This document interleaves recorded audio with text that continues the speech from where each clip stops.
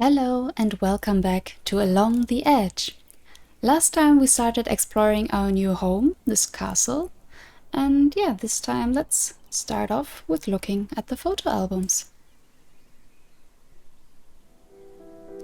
I found the photos where Mrs. Bourtine had told me they would be, and I discovered that my great-grandfather had had an early passion for the darkroom, and that his photographs from the last century had survived time. The family was larger then, with a swarm of children in the gardens and large tables at the holiday gatherings. If worry could be read on the faces of the adults, if the future ruin and dereliction of House de la Tour could already crack the walls and yellow the wallpaper, it didn't show in these old daguerreotypes. I found a couple of pictures of my mother, first as a child, then as a young girl. The discovery of this treasure moved me. I had never before seen what she looked like when she was younger. The final pictures show her belly getting rounder and rounder. And then, nothing. No more photos, as if nothing worth documenting had happened during the last 30 years. The conversation with Mrs. Bourtine aroused my curiosity. The tower, the village, the Malter, and I thought my relocation would lead to a life of austerity and isolation. I have to admit that what's going on in the village is far more intriguing than I'd anticipated. Unfortunately, the realities of everyday life catch up with me before I have the time to look into it. I'm obliged to spend the last days of August preparing for my classes at the middle school, and I hadn't realized how much work that would involve. So I spent most of my time shut up in the house, buried in the textbooks for all the new classes I've been given. Then the first day of school arrived, and I quickly found my bearings in my new job. I'd never have believed that I'd get so much satisfaction and pleasure from teaching mathematics. So I quickly got into a routine, and the days began to pass me by, like trains. Chapter 2. September. I've decided to take advantage of the weekend and go back to the market. I'm sure someone will finally agree to tell me more than the tidbits I've managed to gather up to now. Especially about the Malter family, who seem to fascinate half the village and terrify the other half. I should start with a baker. If she hasn't finished her season already, she can't be far off. She wouldn't be taking much of a risk sharing some gossip with me, seeing as she's leaving until next summer. I see Gérard Bourtine on the other side of the square. He's talking to someone, a tall man with a self-possessed air. I could go over so that he has to introduce me, but the bakery is about to close, and I might not get another chance to question Mrs. Bouchard. What should I do? Talk to Mr. Bourtine or go to the bakery? I'm going with the bakery. Hello, Mrs. Bouchard. Ah, hello, miss. You're in luck. I was just about to close. Are you finishing the season soon? Yes, I am. We ran a bit more into September than we planned, but that's it. We're calling it a day. 2 weeks vacation, then we're moving to the Alps, my husband and I. We're doing the ski season there. Oh, that will make a change. I'm glad to be leaving. The money's not bad, but I don't like the atmosphere around here. So, will it be 1 baguette, as usual? Yes, but I wanted to ask... Yes? What do you know about the Malter? I told you I don't want to talk about them. I don't want any trouble. But you'll be leaving soon, or what do you think's going to happen?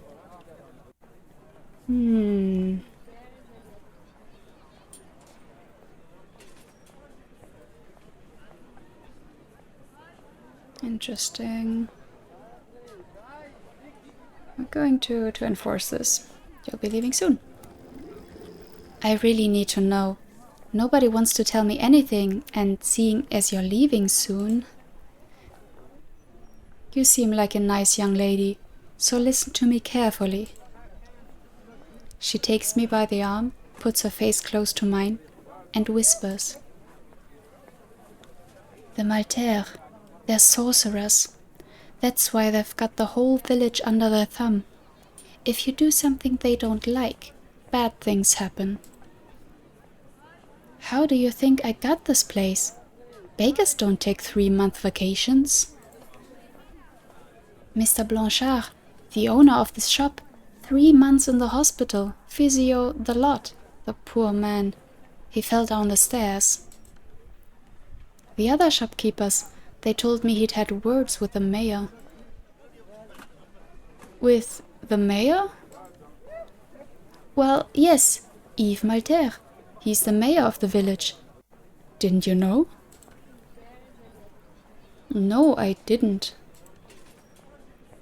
Apparently, they were talking one evening, some petty quarrel about the land register, a fence that wasn't at the right place or something, and then, bam, the next day he falls down the stairs, just like that.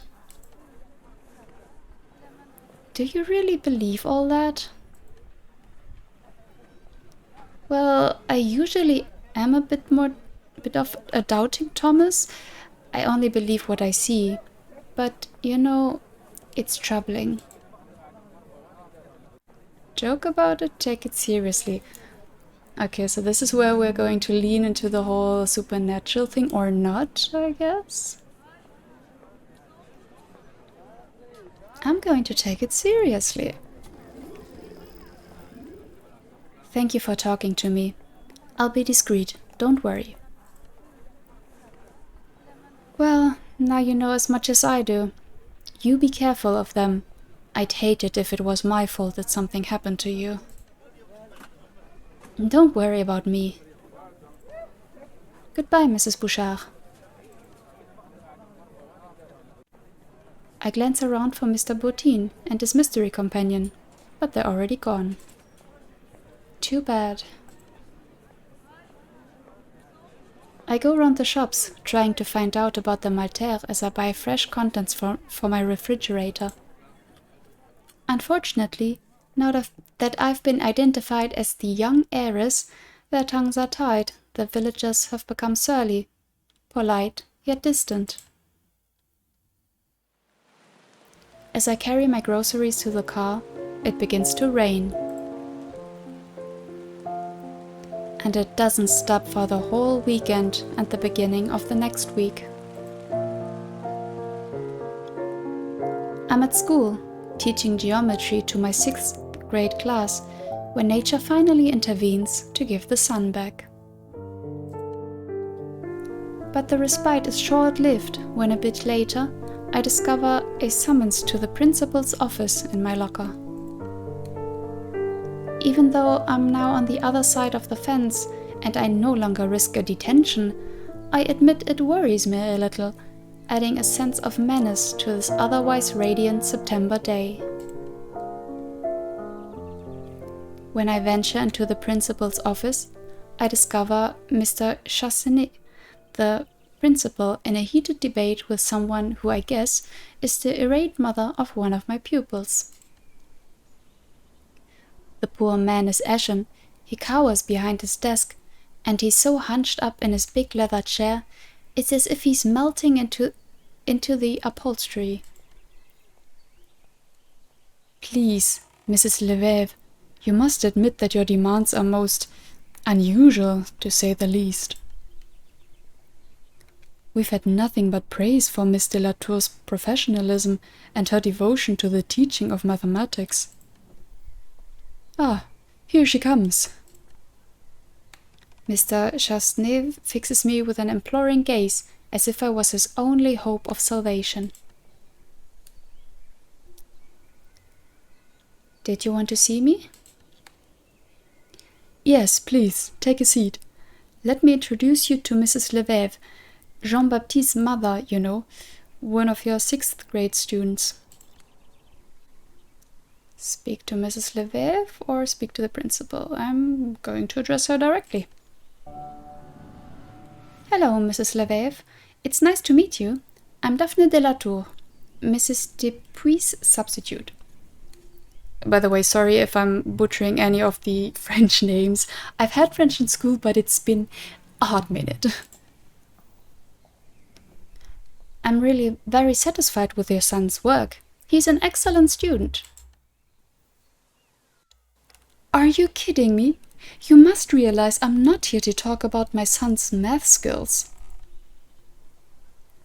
Look, Mr. Chasseneux, I'm not going to exchange words with this. Anyway, we had an agreement, you and I hope you'll keep to your word. Jean-Baptiste's mother glares at me coldly. I hear the director mutter in his beard. Wait, but he doesn't have a beard. Mysterious. But we hadn't agreed to anything. I don't know what to make of the situation. After a few seconds that feel like hours, I give up and say, what exactly is the problem? I'm sure we can find a solution. I'm not sure how to tell you this. Mrs. Lefebvre wishes to remove her son from your class. Did I do something wrong, or I have nothing to be ashamed of? I mean, I don't think I do, but it sounded like she has a problem with me specifically. So yeah, let's ask if I did something. I don't understand. Everyone seems quite happy with my work. Why would you want to remove your son from my class? This has nothing to do with your teaching. Mrs. Lefebvre, be reasonable. You can't ask us to change the classes just like that for no good reason. For no good reason. Ah, that's it. You're falling under the de la Tour spell too. That family of pagans. You arrive in town, and just like that you think you can get away with anything? But me, I can see what you're up to, and I won't be fooled like the others. Do you want me to say it, what you are? A witch. Okay, that's direct. Those tales of witchcraft have nothing to do with me. In that case, it may be unwise to make me angry. Wow. Calm down, I don't mean you any harm. Okay. Ooh. Do we lean into the whole witchcraft thing? I don't want to threaten her. This is tricky because I'm kind of interested in the whole supernatural aspect of this, so I don't really want to distance myself too much from it, in case that means I totally miss out on it. Tricky.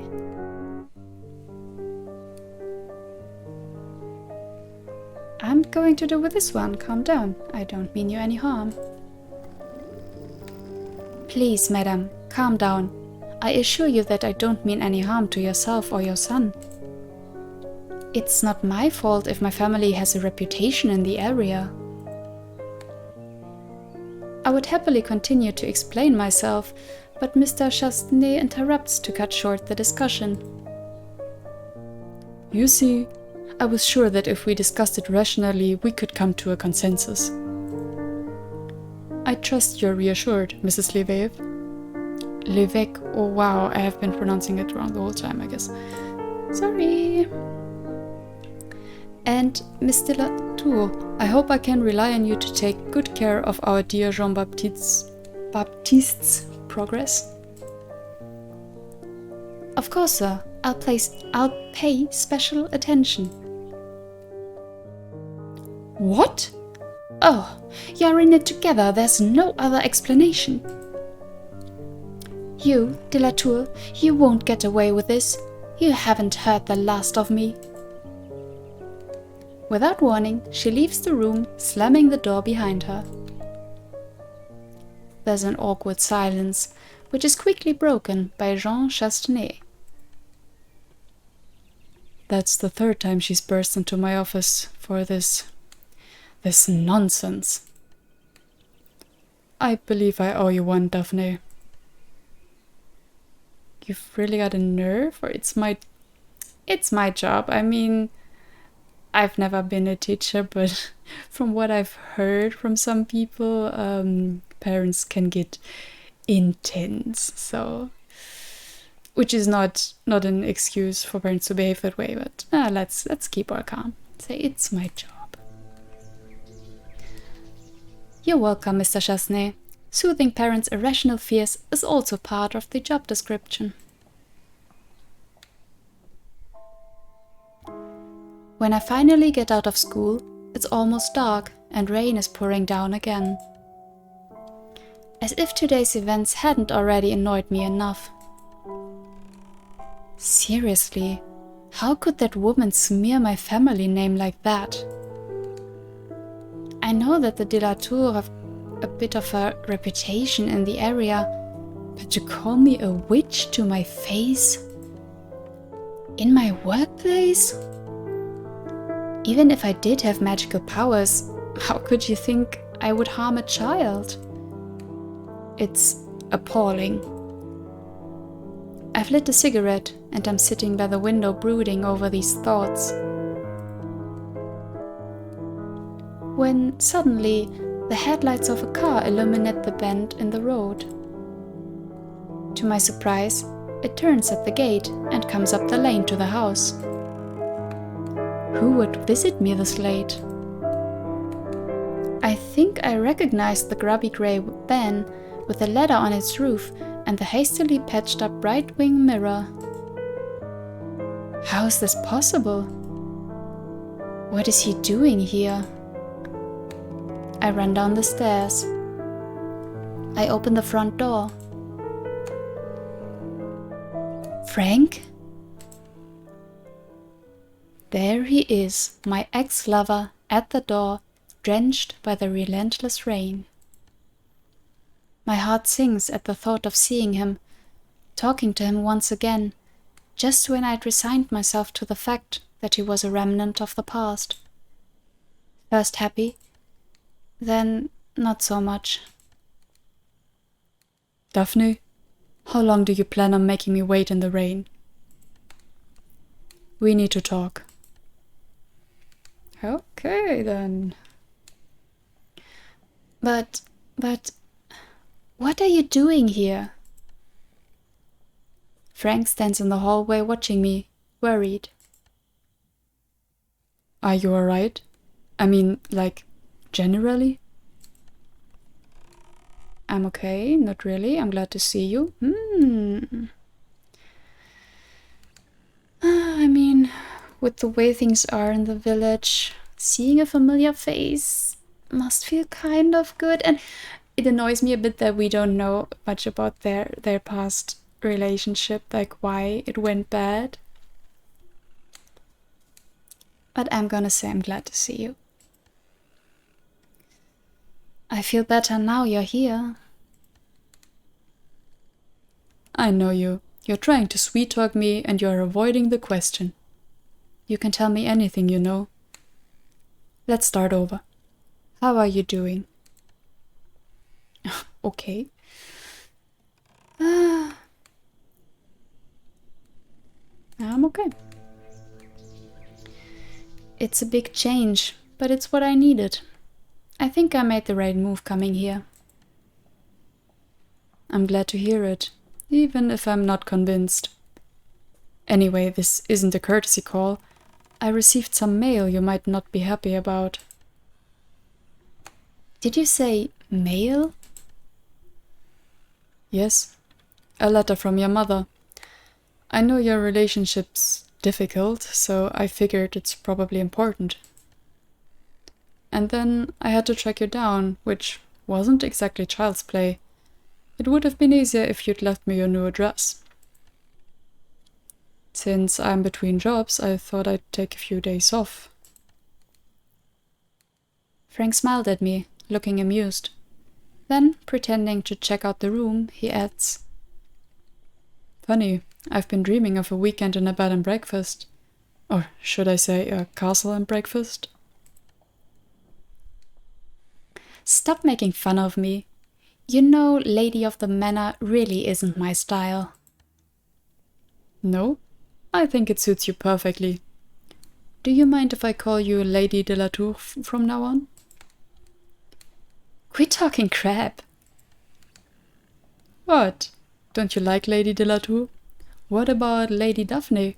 Or Your Grace? Your Grace sounds perfect, don't you think? Frank is wandering around the hall, inspecting the furniture and ornaments.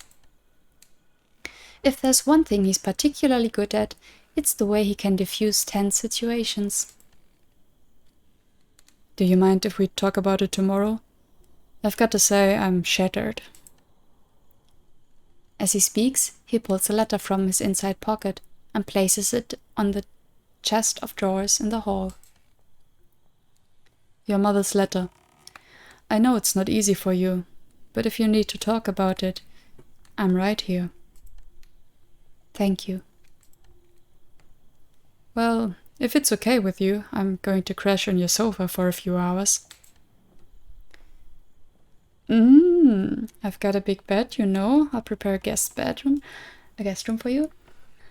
Ooh, okay, so we're directly choosing here already, are we? Oh my. As I said, it's so tricky when you don't really know them. Should we keep our distance?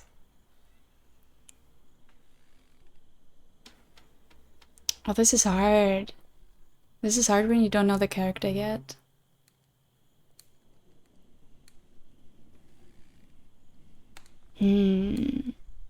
It's still somewhat fresh, the split between them. I'll do the guest room. I think I cannot talk for if I was in her situation because I don't know, it's too far off from my life. Yeah, but I think I'll just go with the guest room. There's like 4,000 rooms up there. I can't let you sleep on the sofa. I'll set you up in a guest room. Even better. Show me the way. I wake up early the next morning. Frank must still be asleep upstairs and won't be awake for at least a couple of hours if I know him. I don't feel like getting up yet, so I decide to stay snuggled under the quilt for a few more minutes. I think about what happened yesterday and how odd the situation is. Frank is fast asleep in a room just a few yards from mine.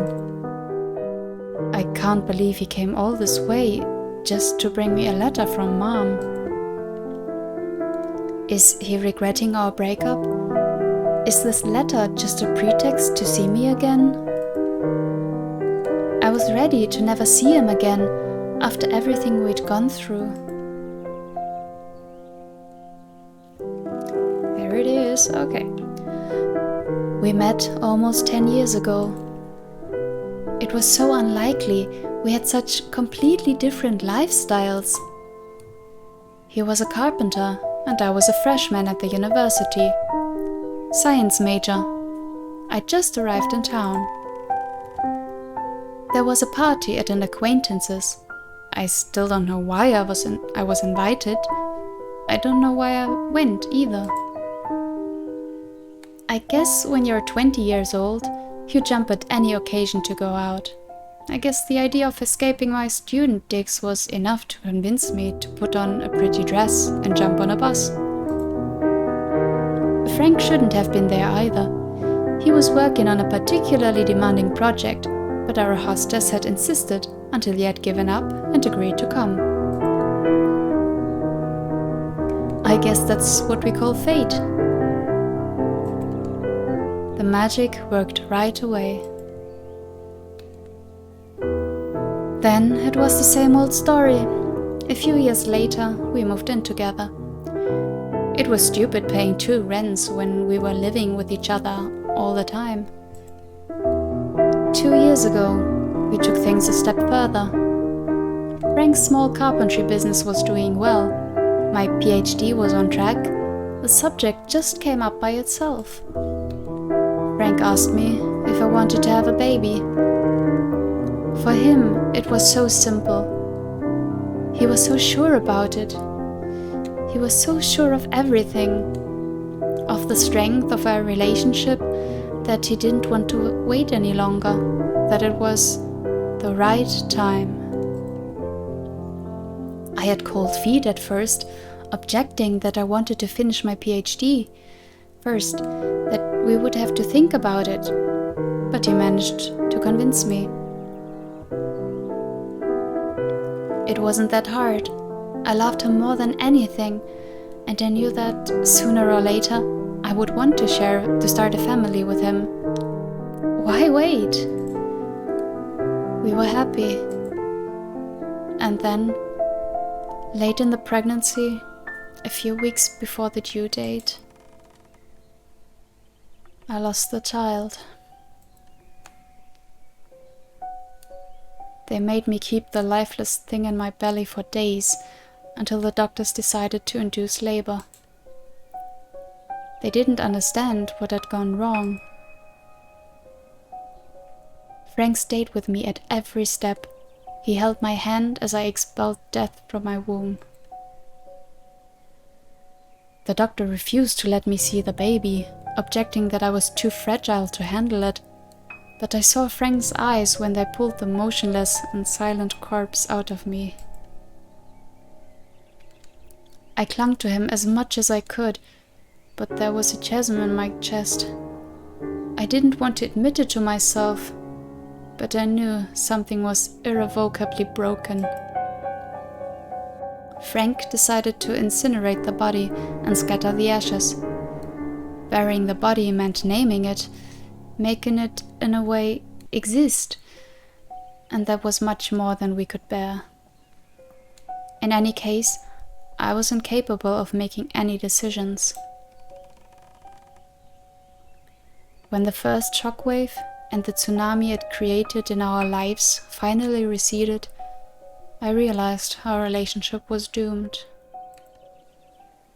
We did all we could to overcome the misery, but sooner or later, we had to face facts. We broke up without a fight. We agreed we couldn't go on like that. Frank kept our old apartment, and I took a furnished flat in the meantime. Then, a couple of months later, the notary told me my grandmother had just passed away, and she had bequeathed everything to me. I take a quick shower, then go downstairs. The noise from the coffee machine tells me that Frank's found his way to the kitchen. Oof. Oh, let me breathe for a second. Wow, okay. Yeah, that's... I don't even know what to say. Harsh is an understatement. And yeah, there's many couples that get into this kind of situation or a similar one, and that just, yeah, the relationship can't handle such loss, trauma. Oof. Okay, let's go on a bit longer to try and lighten the mood a little bit. Mom's letter is still propped on the chest of drawers in the hall. I'll have to open it sooner or later. What should I start with? I'm curious about the letter. The envelope is dog-eared and yellowing, as though it had traveled a lot. The stamp is foreign. The lettering tells me that it was probably posted somewhere in Asia. I open it with a shaking hand. It's the first news I've had from her for years. It's been, 5 years? 6 years? I can't remember the last time we talked. Frank has never even met her. She was always a terrible mother, extremely controlling, but also glacially cold and strict. When I turned 18, I got a university scholarship, which allowed me some financial independence, which, in turn, quickly became total independence. I couldn't put up with her interference in my life any longer. Little by little, we lost touch. One year, I made an excuse not to visit her at Christmas. The next year, I just sent her a card. I started to filter her calls, and one day, the phone stopped ringing. The bond was broken, and years have passed without me noticing her absence. When I tried to contact her, she had disappeared without leaving an address. I must admit I didn't try very hard to track her down. And now, out of nowhere, she comes back into my life with this letter. Her nervous, jerky handwriting hasn't changed. The content of the letter, though, is as cryptic as it is brief. Daphne, please don't accept the inheritance from your grandmother. Don't go back there. You'll only be putting yourself in danger. Regards, Sophie de la Tour. That closing says a lot about her tender-heartedness. I wasn't expecting your mummy who loves you, but, well... Mom never talked about the time she spent here with my grandmother at the castle. It seemed obvious to me that something had happened. But what? I turn this over in my mind as I enter the kitchen. Frank holds a steaming mug of coffee and is gazing out through the French windows. So, you managed to figure out the coffee machine? You know me, without my morning caffeine, I'm a total zombie. Did you sleep well? Very well, or I've been thinking things over. Both, haven't we? Let's be honest, we've been thinking. I have to admit I didn't get much sleep. With you being here... I know. It stirred up some stuff for me too. And you must have guessed I haven't traveled 300 miles just to play mailman. I figured your arrival might have an ulterior motive. I think you know exactly why I'm here. So I'm going to ask you straight out. What do you think, Daphne? Tell me, should we try to start over together? Wow, okay. I mean, we haven't heard anything that says he was like something negative in the relationship. It was really just that this traumatic experience, was hard on them, which is understandable, which, yeah, as I said, happens to a lot of people. I mean, you can always try, right? I'm gonna say yes. Yes, I think we should try. That's what I was thinking too. But now that I'm here, I'm not that sure anymore. It's going to take some time. To my astonishment, his face relaxes all at once. He grins at me and changes the subject. So, seriously, what have you been doing here all this time? I tell him about my life and everything that's happened since I arrived. The Bottines, the Maltaire, the tower with no entrance, and all the crazy stuff. I mention that now I'm a school teacher. I also tell him about Mom's letter. He's not sure what to make of it either. Right, well, I've got to say your stories are very exciting, but also kind of worrying. Here's what I suggest. Whatever happens, I'm going to stick around here for a while. I don't have any contracts in the near future, and I can afford to give myself a couple of weeks off. After that, we'll see. If I find some work around here, I'll stay a few more months. It's not as if there's anyone waiting for me to come home, and it would give us time to think things over. Does it bother you if I stay at the castle for a week or two? Just until I can find a room somewhere? Of course you can stay a few days, as she said, there's so many rooms. Honestly, me personally, I would be kind of scared living in a big castle or even a big house on my own. So yeah, I want him around, honestly. Let him stay. Did you think I'd throw you out? Of course you can stay for a few days. Until you get your bearings. Thanks. It's kind of you not to make me homeless. Don't thank me. It's the least I can do.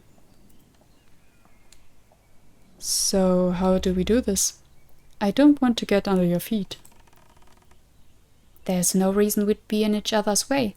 The house is plenty big enough for both of us. I was just thinking I'd better tell the wardens you're here before I leave. We don't want Mr. Bottine to shoot you like a rabbit if he sees you hanging around the house. That's very reassuring. Don't be silly. They're very nice, you'll see. I've really got to get going. Enjoy your day. You too. I try to put my thoughts in order as I drive to school. There's quite a lot to digest. The day flies by, fast as an arrow. With everything that's happened since yesterday, I'm having trouble keeping my mind on my work.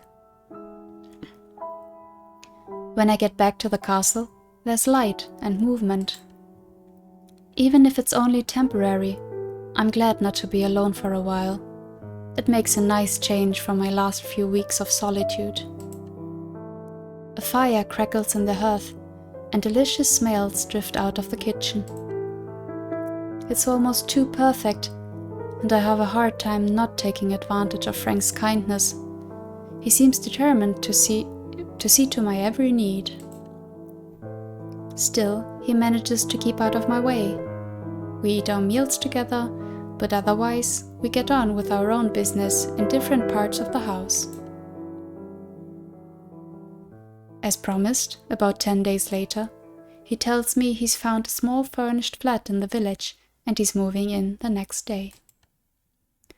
I'm sad to see him go, but I tell myself it's for the best.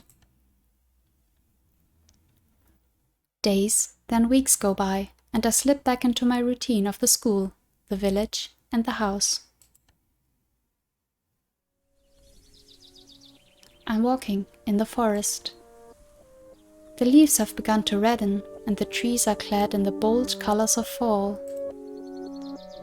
It's getting late, but I'm too busy strolling along the path. I hadn't noticed, but night has begun to fall.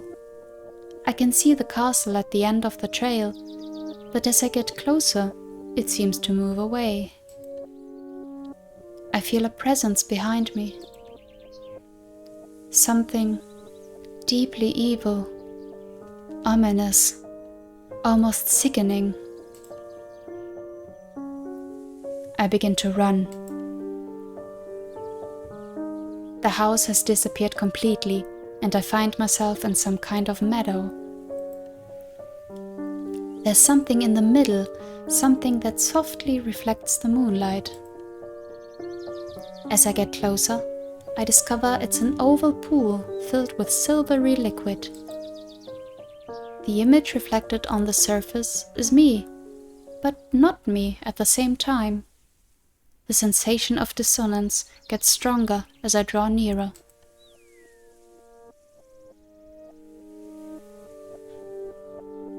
I can make out my facial features, but something has changed. I'm barefoot. There's something different about my bearing, the way I carry myself. My hair is longer. It reaches the middle of my back. Most strange of all, it's pure white. When I look into my reflection, I seem so calm, so at peace. I reach toward the mirrored surface, my finger stretched out, and the reflection starts to tremble, as if it was resonating. When my finger touches the cold and strangely clammy surface, it shatters into 1,000 pieces. For a few moments, the darkness is absolute. I'm in some kind of garden. A heavy fog surrounds me. I'm moving toward a reddish light that pulls me toward it like a lighthouse in a muffled, turbid storm. I can make out a statue, a sort of human-sized sphinx carved in granite. There is something majestic yet profoundly sad in the hunched-up, impassive attitude of the creature. When I'm close enough to distinguish it, I realize the creature wears my face. I see my countenance reflected in hers like a mirror. Then her eyes come alive, and the imploring, helpless look seems to beg for mercy. I'm frozen in contemplation, my heart overflowing with sadness and awe, when once again I feel the sickening presence, like a warm breath on the back of my neck. I turn, struggling against the terror which invades me, and suddenly I'm falling endlessly. Darkness buries me. I wake up with a jolt. Ooh. Okay, let's end this here. Wow. We found out, finally, a lot about Daphne's past with Frank. And now it seems we're getting into the mysterious, maybe spooky bits. That was intense, and still I really like the style, like all the all the drawings, all the backgrounds, really nice. Yeah, let's see what awaits us in the next chapter. Until next time, bye bye!